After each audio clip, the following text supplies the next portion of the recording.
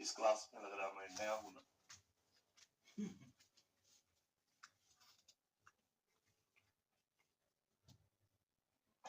मेरा नाम डॉक्टर और मैं आपके टीम के सबसे बुजुर्ग शिक्षकों में से।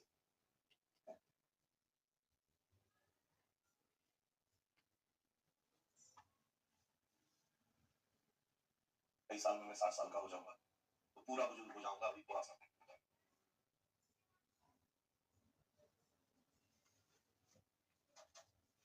में तो कोई दिक्कत नहीं। आज तो गपशप करेंगे। जीएसटी में आपका 3 खंड पढ़ा था। Paper 1 Indian society, paper 2 social justice, paper 3 internal. थोड़ा बहुत सोशल इशू में निबंध की जिम्मेदारी भी मुझे दे दी जाती है। या फोर्थ पेपर में कुछ अप्लाइड एथिक्स का पार्ट है, वो मैं देख लेता हूँ। मैं अपने विषय को 83 से पढ़ रहा हूँ, 1983 से। और 1993 से बनारस हिंदू यूनिवर्सिटी में पहली बार पढ़ाना शुरू किया।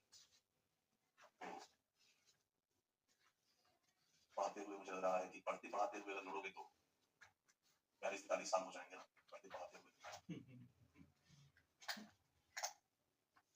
अच्छा, ऑनलाइन वाले भी good evening, good evening, happy Guru Purnima. आप सभी को ढेर सारा आशीर्वाद। बच्चों ने लिखा है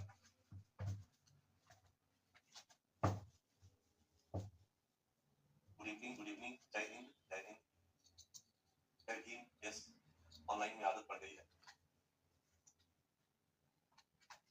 कि ऑनलाइन क्लास साथ में है तो थोड़ा सा मैं आपकी तरफ कम देखूंगा, क्योंकि पूरा सीन करना पड़ेगा बच्चा। मन ही मन देखता रहूंगा तो आप दिन रात। मेरा दिन अच्छा है, मैं स्वस्थ हूँ, ठीक हूँ। अच्छा, इंडियन सोसाइटी का सब अच्छा कर दिया। वो गाना बेस है जो इंडियन सोसाइटी आप लोगों ने दिया है, तब तो आप लोग मुझे अच्छी तरह से पहचानते ही होंगे, ठीक है।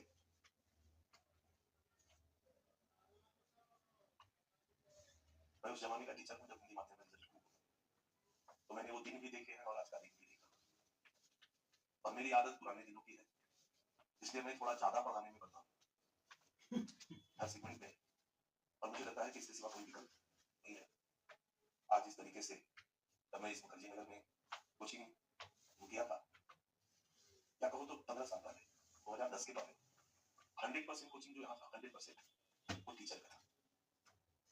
ये सारी कोचिंग थे, बच्चे डिस्ट्रीब्यूटेड थे, मैक्सिमम 100-150 का क्लास होता था, तो सबके पास 100-150, 50, 60, 70, 80 होते थे। सभी टीचर पढ़ाते थे और सभी टीचर तो कॉपी थे। नहीं होने का और होने के पीछे बहुत बड़ा रीजन क्लियर है, कोई डाउट नहीं है। बच्चे भी सब पीजी, बीए, एस बच्चे आते थे। अब तो पार्ट 1 वाले भी आ जा रहे हैं, पार्ट 2 वाले भी आ जा रहे हैं। तो बच्चे भी पढ़ना चाहते थे, टीचर के पीछे पड़े रहते थे, टीचर पढ़ाते भी थे, क्योंकि सभी कोचिंग टीचर का ही था तो पढ़ाते थे। अब थोड़ा कारखाना टाइप हो गया है, कारखाना टाइप हो गया है। टीचर एक में घुसा, दूसरे में घुसा, फिर निकला, तीसरी क्लास में घुसा, ये चल रहा है। बहुत बदलाव आया है, आप समझ रहे हो। रिजल्ट कम होने का भी एक बहुत बड़ा कारण है। अब जापान के किसी व्यक्ति का यहाँ पे कोचिंग में पैसा लगेगा, इंग्लैंड के किसी व्यक्ति का कोचिंग में पैसा लगेगा, वो ये नहीं देखेगा कि बच्चा पास करेगा या नहीं करेगा, वो ये देखेगा या हम मतलब उसके एम्प्लॉय के रूप में काम करेंगे, वो यही देखता है कि आपसे हमें बिजनेस मिल रहा है। उसका अप्रोच यही होगा ना कि मैं उसको लाभ पहुंचा रहा हूँ, क्योंकि इन्वेस्टमेंट किया है, लाभ के लिए इन्वेस्टमेंट किया है। मैं कहूँ बहुत, मैं 30 मार्क का शिक्षक हूँ, रिजल्ट दे दूंगा, खूब पढ़ा, कोई नहीं चाहिए, बिजनेस क्या दूंगे। और अगर बहुत पढ़ाऊंगा तो हमारा बी पार्ट वाला बच्चा भाग जाएगा, पार्ट 2 वाला भाग जाएगा, इंटरमीडिएट वाला बच्चा भाग जाएगा, और एक ह्यूज है उसी पर उसी की रोजी रोटी चल रही है, तो उसके साथ कुछ कंप्रोमाइज क्यों करेंगे। और टीचर के लिए बड़ा कठिन होगा, इंटरमीडिएट का बच्चा बैठा हो, पार्ट 1 पार्ट 2 का बेटा बैठा हो, और पीजी का बच्चा बैठा हो। हाउ इज इट पॉसिबल कि हम यूपीएससी के लेवल को एक साथ दोनों को कम्युनिकेट नहीं कर सकते। तो बहुत सारे छोटे छोटे कारण हैं, और इसका एकमात्र जो प्रमुख कारण है वो यही है कि इस पूरी प्रक्रिया में हमने भी पढ़ाना कम कर दिया है, और आप भी बहुत ज्यादा पढ़ना नहीं चाहते। बस नहीं बोल रहा हूँ, मास नहीं बहुत मास, वो भी बहुत ज्यादा पढ़ना नहीं चाहते हैं। तालमेल बना हुआ है, कोचिंग चल रहा है, बिजनेस हो रहा है, बस रिजल्ट दे। ये थोड़ा सा एसडी है। 2010 के पहले मैंने पहली बार 2009 में नोट्स देना शुरू। पहले कोई नोट्स नहीं देता था, 10-11 तक प्रॉपर किया, क्योंकि कोचिंग से बच्चे नोट्स की अपेक्षा नहीं करते थे। व्हाट्सएप में किताब का नाम लिखवाते थे, बच्चे खरीदते थे, डिसाइड हो जाता था कि कल ये टॉपिक पढ़ाना है, बच्चे पढ़ के आते थे और हम क्लास में पढ़ते थे। क्लास में बच्चे जो नोट कर सकते थे वो नोट करते थे, ये बच्चे घर में जाते थे, टाल किताब को खोलते थे और बैठ कर नोट्स बनाते थे। इस प्रक्रिया को आज लागू किया जाए और आप 4 किताब को खोलकर स्वयं नोट्स बनाएंगे, तो नोट्स बनाने की प्रक्रिया में आपका 50-60% तैयार होगा या नहीं होगा? उस समय होता था। नोट्स बना लेने के बाद उनका लेवल होता था क्लास में अपनी डिस्कशन करते, तो उसको और ज्यादा शार्प और क्लियर करने का प्रयास है। अब के बच्चे पूरी तरह से डिपेंडेंट हो गए हैं, तब जो भी करेंगे गुरुजी करेंगे, कोचिंग ही करेगा। सच है कि 10% हमारी भूमिका है, 90% आपकी भूमिका। इस सत्य को यहाँ बैठे हुए जिस बच्चे ने स्वीकार कर लिया, उसको दुनिया की कोई ताकत नहीं रोक सकती है, क्योंकि वो अपना एफर्ट लगाएगा। वो हमारे ऊपर डिपेंडेंट होकर सब नाटक की कहानी सुनेगा, वो अपना सर्च करेगा, वो अपना प्रयास करेगा। आपके सामने एग्जाम्पल मैंने दिया, क्लास में बैठा हुआ 100% बच्चा, नॉट 99%, 100% बच्चा हिंदी माध्यम का हिंदू अखबार पढ़ता आता था। सरकारी स्कूल का होता था, इंग्लिश कमजोर होती थी, लेकिन टीचर कहते थे हिंदू अखबार लेना है, हिंदू अखबार लेता था। उसके साथ साथ एक डिक्शनरी भी खरीदता था। कोशिश करते करते करते करते 6 महीने में उसको पढ़ना आ जाता। हिंदू अखबार अंग्रेजी में पढ़ने से तमिल में जो सामग्री होती थी उस तक उसकी रीच हो जाती थी। अब बच्चा अपना एक हिंदू का कॉपी बनाता था और कॉपी में हिंदू का नोट्स तैयार करता। आज आपने तो डिफरेंस मैंने देखा कल और आज आप डिपेंडेंट हो गए हो। हम कोचिंग वालों ने कह दिया कि आपको कुछ करने की जरूरत नहीं है, और समझेंगे आप कुछ मत करो। देखो इससे नुकसान होता है या नहीं होता है, अगर थोड़ा सा भी बुद्धि है तो आप सोच सकते हो। आपको मैं हिंदू का आर्टिकल हिंदी में ट्रांसलेट करा, आपने तुरंत कर दिया। कल वाले में और आज वाले में फर्क आएगा नहीं है। अपने से अगर बनाते तो बनाने के क्रम में आपको याद हो जाता, और यहाँ तो आप पूरी तरह से डिपेंडेंट हो उस कोचिंग के उस व्यक्ति पर जो बीटीडी पास नहीं किया है और वो हिंदू का कर्ज करता है और जॉब करता है। यहाँ की फोटो स्टेट वालों की सबसे बड़ी कमाई होती थी, तो इकोनॉमिक सर्वे था। सारे फोटो स्टेट वाले फोटो कॉपी करा के पूरा इकोनॉमिक सर्वे मोटा मोटा डंप करके रखते थे और हर बच्चा खरीदता था, और खरीदने के बाद वो 20 दिन 25 दिन मेहनत करके इकोनॉमिक सर्वे का कर्ज निकालता था। कर्ज निकालने में ही उसको बहुत सारा तैयार हो जाता। और यहाँ हम पूरी तरह से डिपेंडेंट हैं। मुझे नहीं लगता है, बहुत कम ही बच्चे हैं जो कि खुद से इकोनॉमिक सर्वे का कर्ज प्राप्त करके निकालते हैं। वो पूरी तरह से डिपेंडेंट हो चुके हैं कि कोचिंग इकोनॉमिक सर्वे का कर्ज देगा। तो बहुत सारी बातें हैं, आगे क्लास के क्रम में मैं बोलूंगा या बताऊंगा, चर्चा करूंगा, लेकिन एक बात हमेशा ध्यान में रखो कि बिना मेहनत के 99% नहीं आ सकता। बिना मेहनत के 12 में 99% 98% नहीं आ सकता है। बिना मेहनत के जेई मेंस एडवांस नीट आदमी क्वालिफाई नहीं कर सकता है। बिना मेहनत के आईएएस पीसीएस क्वालिफाई। वहां अगर ये सिद्धांत लागू है तो यहाँ पर भी यही सिद्धांत लागू है। वहां पर भी पढ़ना है और यहाँ पर भी आपको पढ़ना। आपका कंपटीटर वो है जो 10-12 में 98% लाया है। वो राजेंद्र नगर बैठा हो या नहीं और बैठा, राइट, और आप उससे काफी गैप है। आपको उस गैप को फुलफिल करना होगा, तब जाकर आप वहां पहुंचेंगे और वहां से रेस में आपको उसको बीट करना है। मन ही मन आप हमें पूछ रहे होंगे कि आपने ही डराना शुरू कर दिया। अच्छा, ये डराना नहीं, हमारा नैतिक दायित्व है कि जिस रास्ते पे आप चल रहे हो उस रास्ते में क्या क्या बाधाएं हैं मैं आपको पहले ही बताऊं, क्योंकि पास करने वाले भी 10-20 हाथ पैर वाले नहीं होते, आप ही में से होते। बस शुरू दिन से ही अगर वो सही दिशा में प्रयास कर देते हैं, कोई एहसास होता है कि हमें मेहनत करना है और वो करते हैं, तो 3 साल में वो इस लेवल को पा लेते हैं। जो प्रतिवर्ष 1000 सीट होता है, पीसीएस को जोड़ दो तो लगभग 3000 सीट हो जाता है। 3000 में आपको एक सीट चाहिए, और आप भारत के सौभाग्यशाली छात्रों में से आपको आईएएस की कोचिंग करने का अवसर माँ बाप से मिला है, आपको दिल्ली में कोचिंग करने का अवसर आपको मिला है, आप भारत के अच्छे शिक्षकों से आपको पढ़ने का मौका मिला है। तो ये आपकी बात है, हमारा काम है पढ़ाना, बट आपका काम है असली पढ़ाना। थोड़ा आसान काम, पढ़ा के चले जाते हैं, लंबा लंबा भाषण देके भी ले जाते हैं, पढ़ो पढ़ो पढ़ो। पढ़ना एक कठिन काम है, उसमें आपको फोकस होना पड़ता है। आपके माँ बाप ने भी कहा होगा पढ़ो पढ़ो पढ़ो, पढ़ा क्लियर। मैं एक घटना बताकर अपनी क्लास को आगे बढ़ाऊंगा। अभी मैं कुछ दिन पहले इलाहाबाद में यूपीपीसीएस के लोगों का वुमेन्स लिख रहे थे, उनका क्रैश कोर्स था। मैं क्लास में आपके वहीं पेजेस ले आ रहा था, तो फर्स्ट क्लास में 4 सीट होता है, एक पे मेरा था रिजर्वेशन और 3 पे एक फैमिली थी, एक बच्चा था और 2 हस्बैंड थे। मैं इधर अपने सीट पर जाकर लेट गया और कुछ देखने लगा मोबाइल पे और बगल में पति पत्नी दोनों और बच्चे को 1.5 घंटे तक बातचीत करते रहे। बातचीत में वो अपने बच्चे से पूछ रहे थे कि बेटा याद करो, बताओ अभी वो बच्चा 7th का एग्जाम दिया था, 7th में तुम्हारा साइंस में कम नंबर आया है या मैथ में कम नंबर आया है, तब हम चैलेंज करेंगे। वो कॉपी के रीइवैल्यूएशन का चैलेंज करना चाहते थे। उनको डर था कि अगर हम गलत चैलेंज कर दिए तो फिर से उतना नहीं मारा गया। वो याद दिलाना चाहते थे कि कहाँ मिस हुआ है मुझसे, फिजिक्स में मिस हुआ है, केमिस्ट्री में मिस हुआ है, मैथ में मिस हुआ है, क्योंकि हर विषय में मूल्यांकन नहीं करा सकते हैं। तो आप बताओ तो हम स्कूल में जाकर के डालेंगे और आपकी कॉपी का रिवैल्यूएशन करेंगे। बोले कि माँ-बाप भी पगला गया है, इतना देर से 1.5 घंटे से रिवैल्यूएशन के लिए याद करो बेटा, याद करो बेटा, याद करो बेटा। बातचीत में हमें लास्ट में पता चला उस बच्चे का नंबर आया था 98.5%, 1.5% कम था और उस 1.5% कम था के लिए वो माँ-बाप इतने चिंतित थे, बच्चा इतना चिंतित था और उस 1.5% को कैसे वापस पाया जाए, 100% क्यों नहीं आया, इसको लेके वो 1.5-2 घंटे तक डिस्कस करते। इसको कहते हैं संवेदनशीलता, इसको कहते हैं किसी भी चीज के प्रति गंभीरता। ये उतने के लिए बेचैन है, ये 100 क्यों नहीं आया और हम तो 70 पे लगाने लगते हैं, 70% आ गया, आगे और क्यों नहीं आया। दो क्लास है ना, दो तरह के बच्चे हैं, दो तरह के लोग हैं, दो तरह के अभिभावक हैं, जो छोटी से छोटी चीजों को गंभीरता से लेते हैं। तो हम लोगों को भी सीरियस होना होगा।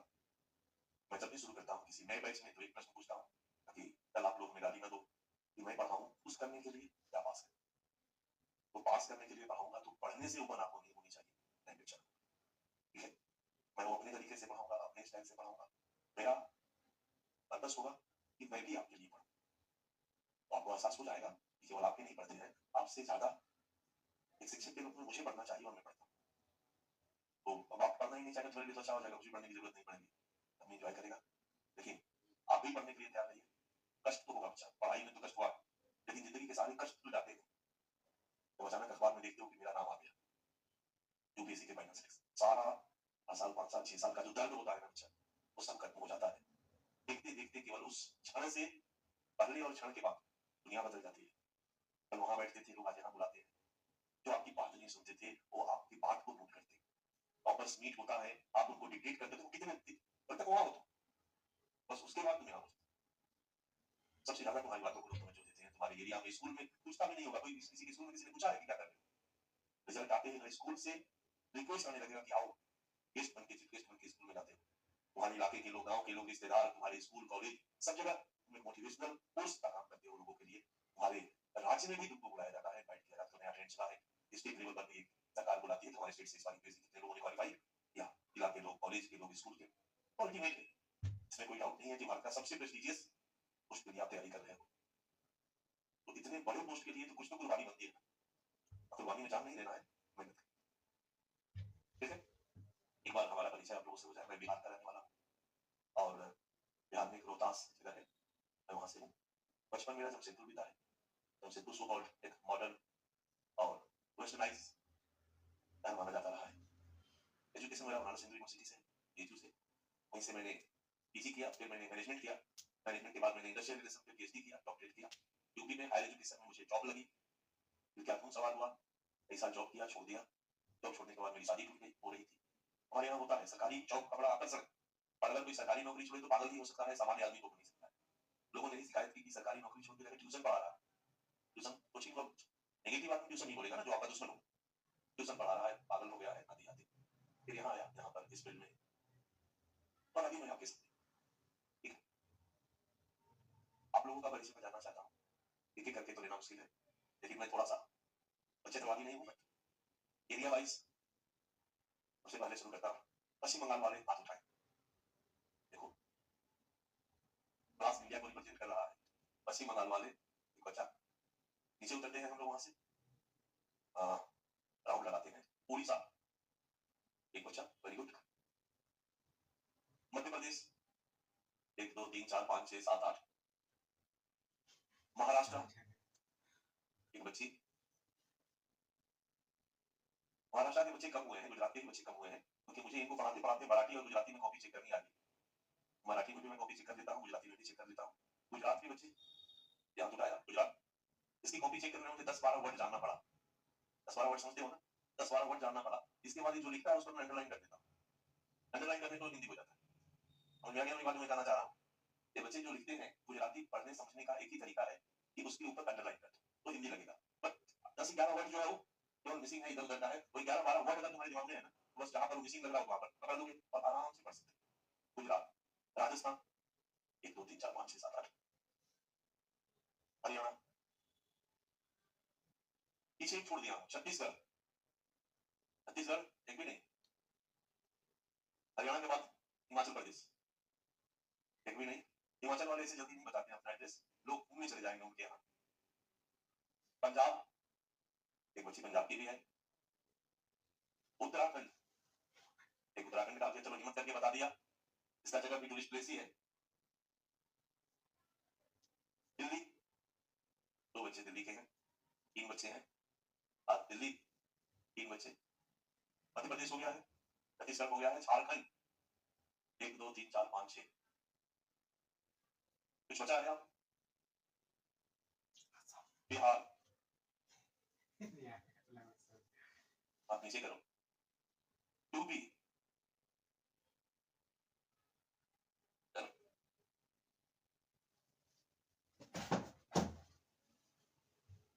उधर बच्चे लिखते जा रहे हैं।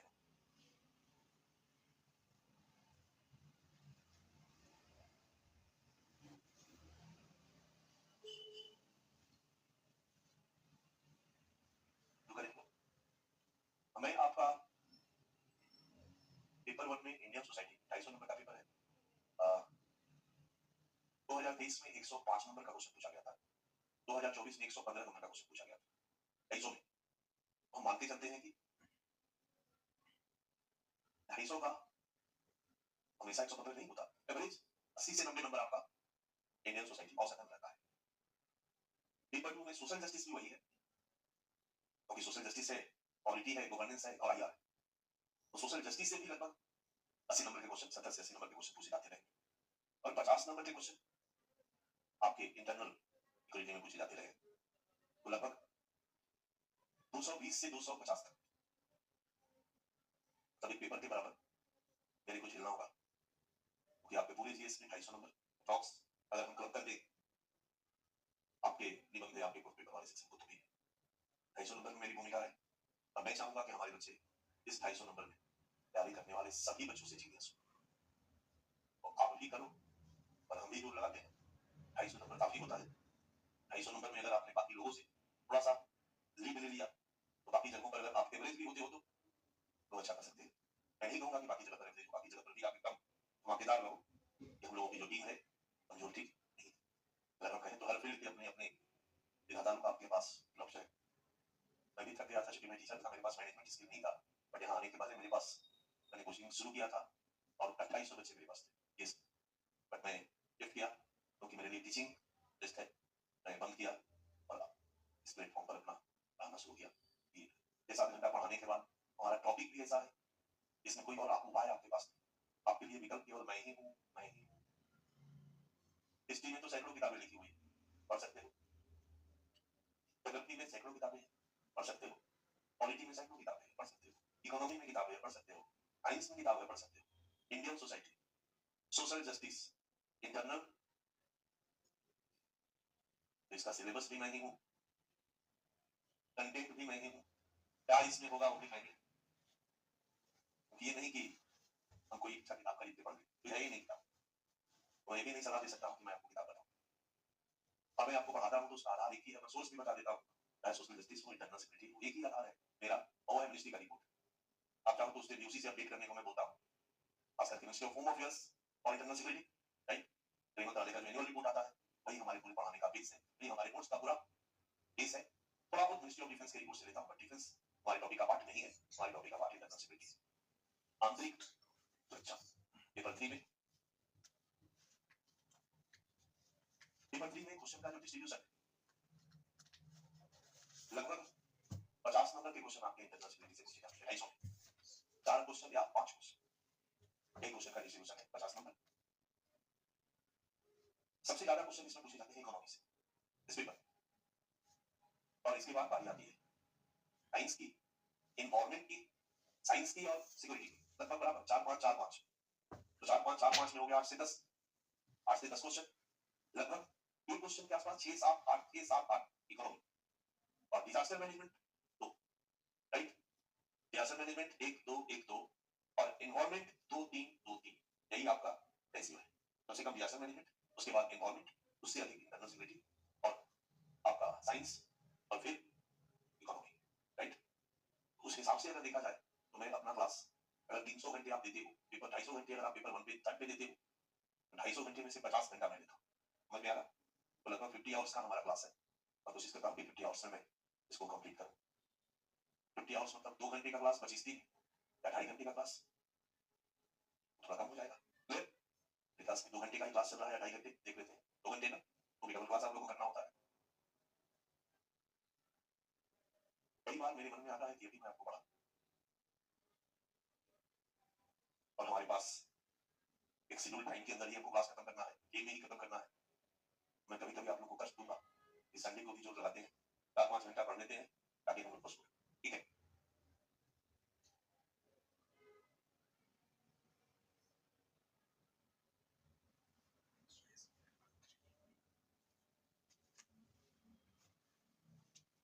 आंतरिक सुरक्षा का संबंध किस चीज,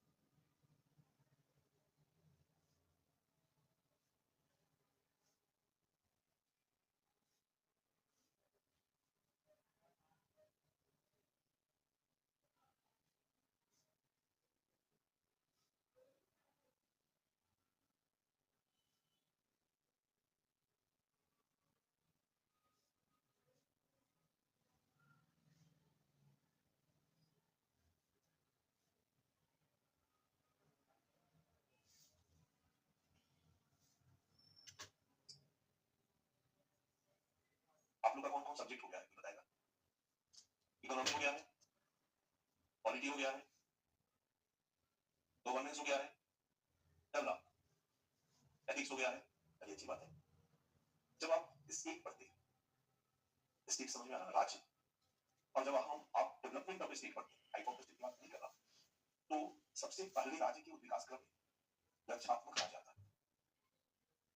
तो शुरू में यही हुआ, एक राजा होता था, एक मंत्री होता था, एक सेनापति होता था, उसके पास सेना होती थी और अपने राज्य क्षेत्र के दुश्मनों से वो रक्षा करता है।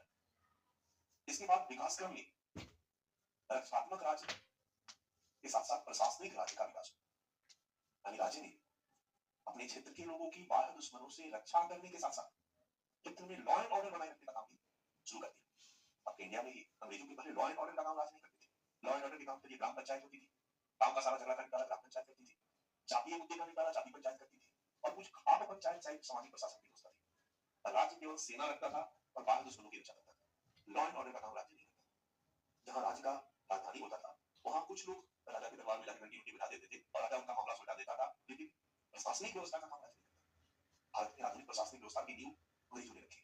उन्होंने अपने कोतवाल बहाल किए, कप्तान यानी एसपी बहाल किए, थाना बनाया, कलेक्टरेट बनाया, जिला बनाया, अपना पुलिस बहाल किया, अपना न्यायालय बहाल किया। समझ में आ रहा? और ये सब सिस्टम, ये सब इंस्टीट्यूशन को बहाल करके और आज ने लॉ एंड ऑर्डर का काम करना शुरू कर दिया। और at stage of the development of state is called welfare state. At stage में राज्य ने क्या किया? वेलफेयरिज्म का काम करना भी। क्योंकि जब डेमोक्रेसी आया, लोकतंत्र मतलब लोकहित में काम करने वाला था और लोकहित की परिभाषा धीरे धीरे व्यापक होती चली गई। दुनिया के सभी जगहों पर जहां जहां जब डेमोक्रेसी लागू हुआ, 1688 में इंग्लैंड में ग्लोरियस रिवॉल्यूशन के बाद डेमोक्रेसी आया, 1789 में फ्रांस में डेमोक्रेसी आया, और हर जगह पर नागरिक अधिकारों की घोषणा की गई। और नागरिक अधिकार क्या होंगे जनता ने बताया। हमारे यहाँ मौलिक अधिकार में हम जनता ने, हमारे चुने हुए प्रतिनिधियों ने बताया कि हमारा हित किसमें है और हमारे द्वारा चुनी हुई सरकार की जिम्मेदारी है कि हमारे हितों की रक्षा करे। तो डायरेक्टिव प्रिंसिपल्स जो है वो राज्य को निर्देश देता है कि फंडामेंटल राइट्स हमारा राइट्स है। इसको दिलाने की जिम्मेदारी किसकी है? राज्य की है, सरकार की है। तो धीरे धीरे एक लोकतांत्रिक राज्य का विकास होता चला गया और राज्य जो है वेलफेयर स्टेट, सॉरी, लोक कल्याणकारी राज्य का विकास होता चला गया। राज्य ने वेलफेयर का काम भी करना, वेलफेयर का काम करना शुरू कर दिया, डेवलपमेंट का काम करना शुरू कर दिया। तो ढेर सारे मंत्रालय आगे चले गए। परिवहन विकास के लिए परिवहन मंत्रालय आ गया, रेल मंत्रालय आ गया, जहाज का मंत्रालय आ गया, कोयला का, बहुत सारी चीजें आ गई। औद्योगिक धंधे होने लगे, उद्योग मंत्रालय आ गया, कृषि मंत्रालय आ गया। ये विकास सामाजिक न्याय से युक्त हो, यानी समाज के वीकर सेक्शन को भी आइडेंटिफाई करके विकास का लाभ उन तक पहुंचाया जाए, इसके लिए बाल कल्याण मंत्रालय आ गया। फिर सामाजिक न्याय और अधिकारिता मंत्रालय नाम दे दिया गया। फिर मिनिस्ट्री निकाल के महिला और बाल विकास अलग से महिला और बाल विकास मंत्रालय बन गया, जनजातीय कार्य मंत्रालय बन गया, अल्पसंख्यक कार्य मंत्रालय बन गया। यानी इन लोगों को फोकस करके विकास योजनाएं चलाई जाने लगी, मंत्रालय बढ़ते चले। लेकिन सबसे पहला रक्षात्मक राज्य और फिर आया प्रशासनिक राज्य। और इन दोनों काम को करने के लिए राज्य ने दो मंत्रालयों का गठन किया।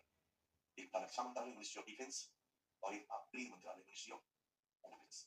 बहुत क्लियर है कंसेप्ट कि रक्षा मंत्रालय का काम बाहर दुश्मनों से देश के लोगों की रक्षा करना और गृह मंत्रालय का काम देश के अंदर आंतरिक लॉ एंड ऑर्डर को। हमारे सिलेबस में कहीं आंतरिक शब्द नहीं दिया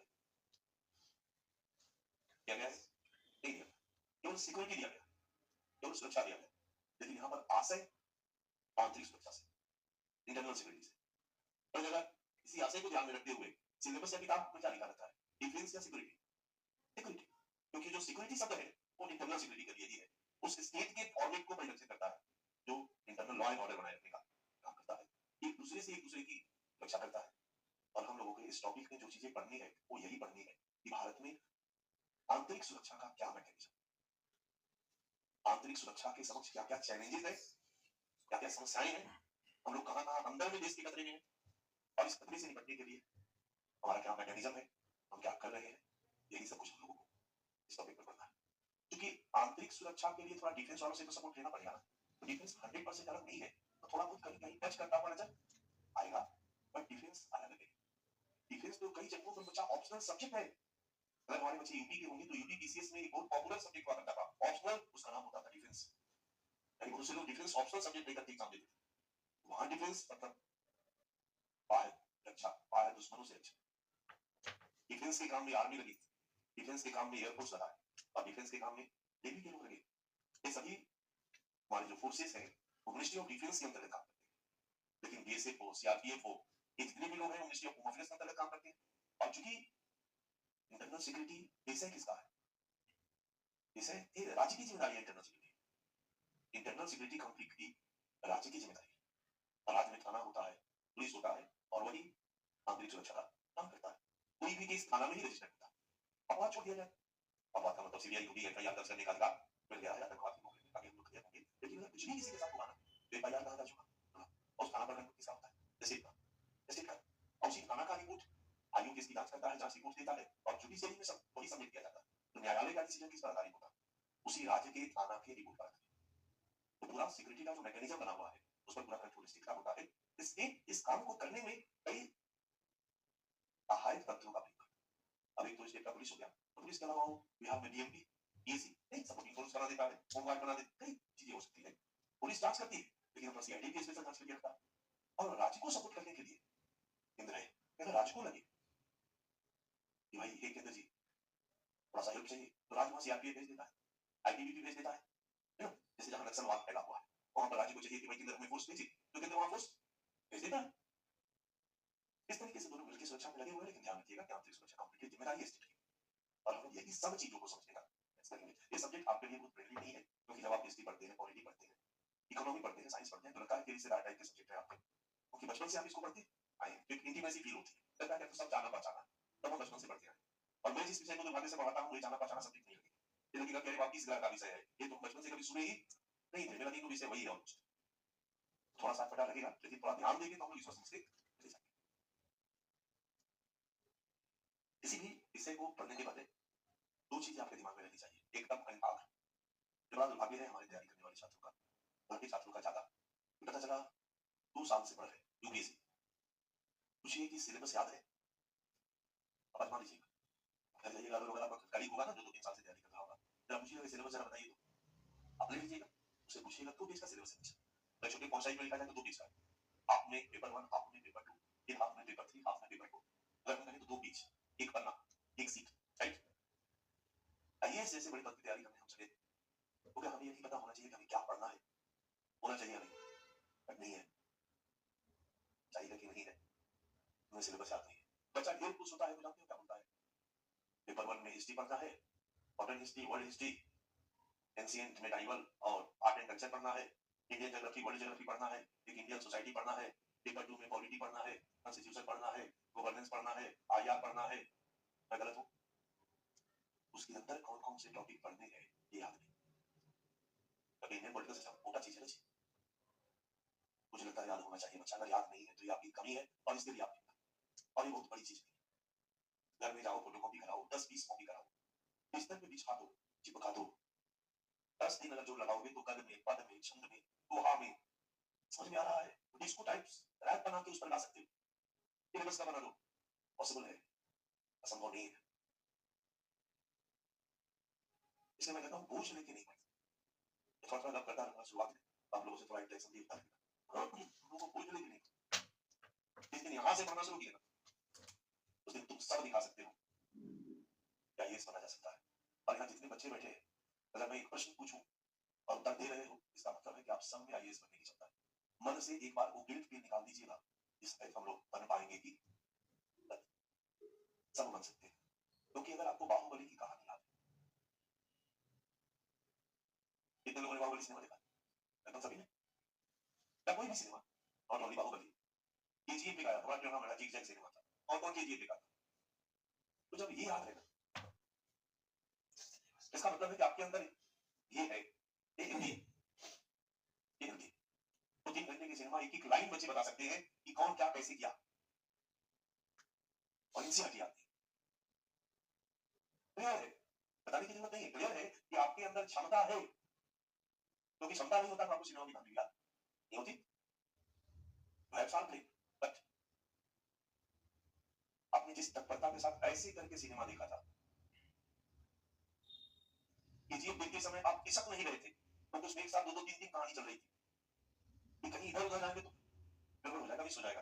एकदम एक आप बढ़ा के देख रहे थे, अगर एनसीईआरटी वैसे ही पढ़ दो ना तो नहीं आती।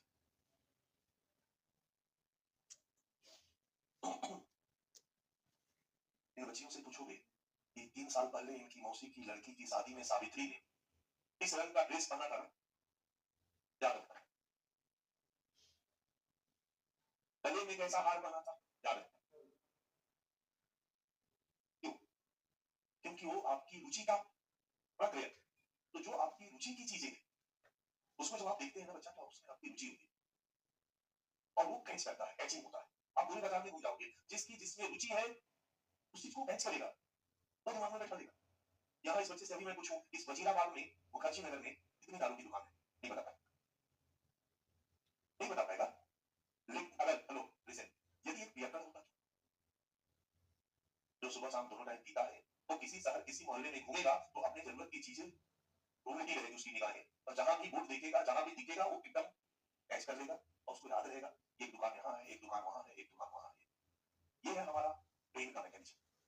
अब आपके ऊपर डिपेंड करता है कि आप इस ब्रेन के मैकेनिज्म को, इस क्षमता को कैसे यूज। इसलिए जब हम पढ़ते हैं तो पढ़ने के हर उस पहलुओं को हमें ध्यान में रखना होगा।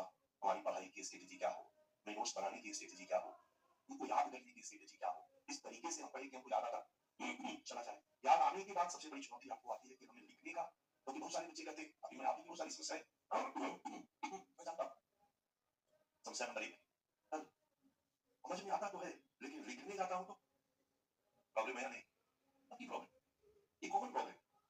इसका क्या सॉल्यूशन हो हमें सोचना पड़ेगा, क्योंकि इस प्रॉब्लम को हम ऐसे ही छोड़ देंगे तो कल के दिन में एग्जामिनेशन के समय हमारे लिए बड़े हो जाएंगे।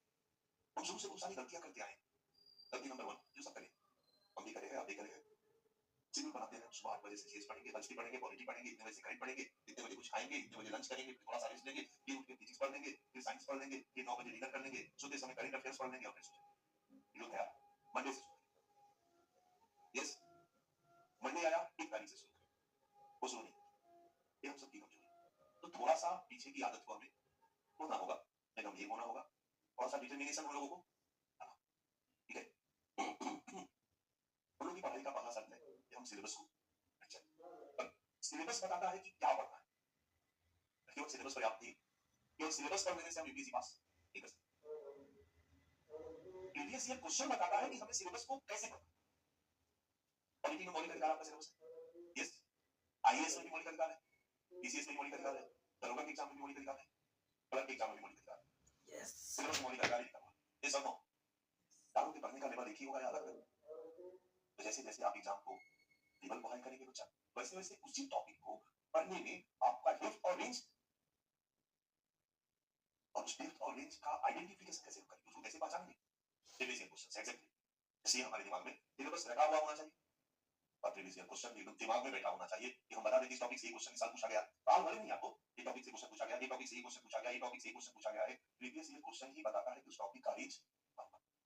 पहला काम हम लोग करेंगे आज इन दोनों चीजों को। ये आपका टीम लेवल का एग्जाम है, प्री मेंस और इंटरव्यू। जीएस मेंस में जब हम आते हैं पेपर 1, पेपर 2, पेपर 3, पर हम लोग पेपर 3 पे हैं। Economy, science tech, environment, disaster management, internal security, अब आप ये देख। इसके बाद इंटरनल सिक्योरिटी के हम सिलेबस पे आते हैं। हम लोग पेपर हमें सिलेबस रखा हुआ होना चाहिए और प्रीवियस ईयर क्वेश्चन भी दिमाग में बैठा होना चाहिए कि हम बता दें कि इस टॉपिक से ये क्वेश्चन इस साल पूछा गया है। साल भले नहीं आपको, ये टॉपिक से क्वेश्चन पूछा गया, ये टॉपिक से ये क्वेश्चन पूछा गया, ये टॉपिक से ये क्वेश्चन पूछा गया है। प्रीवियस ईयर क्वेश्चन ही बताता है कि उस टॉपिक का रेंज क्या होगा। तो पहला काम हम लोग करेंगे आज इन दोनों चीजों को हम देखेंगे।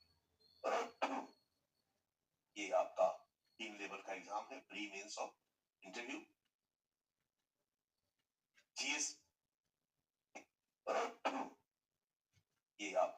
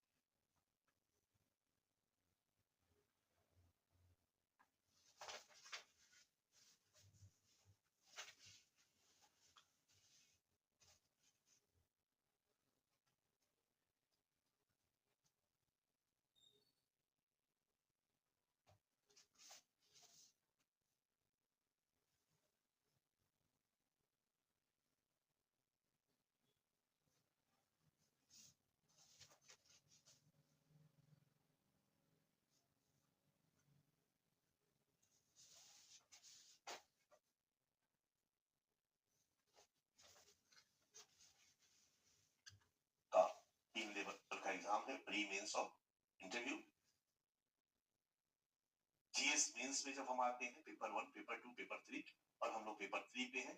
इकोनॉमी साइंस के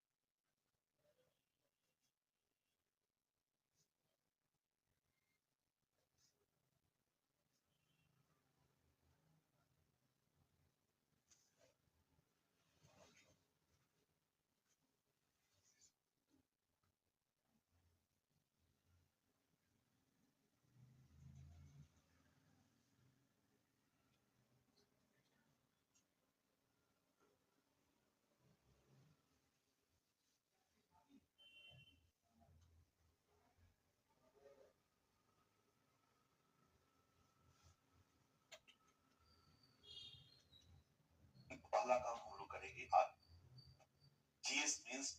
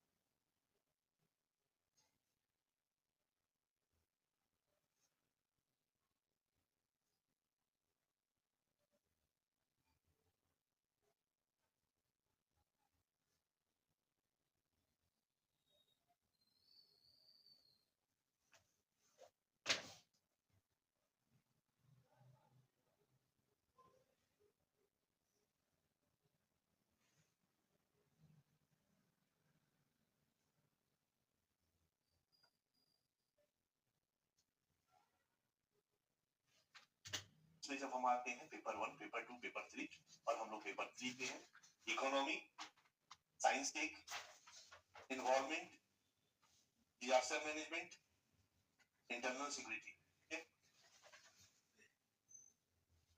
अब बाकी एथिक्स। इसके बाद इंटरनल सिक्योरिटी के हम सिलेबस पे आते हैं। सिलेबस में हमें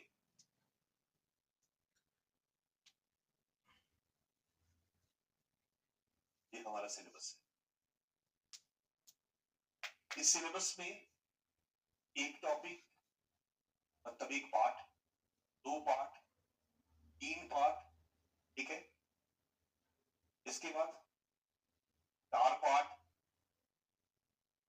6 पार्ट, 7 पार्ट, ठीक है, 8 पार्ट। इस तरीके से इसको देखो। सिलेबस में लिखा है यूपीएससी ने कई बार एक ही जगह लाइन लगा के, लेकिन हम इसको अलग अलग टुकड़े में करते हैं। ये हमारा सिलेबस बनता है। हमारे सिलेबस का पहला पार्ट है leakage between development and spread of extremism, ठीक है। बीका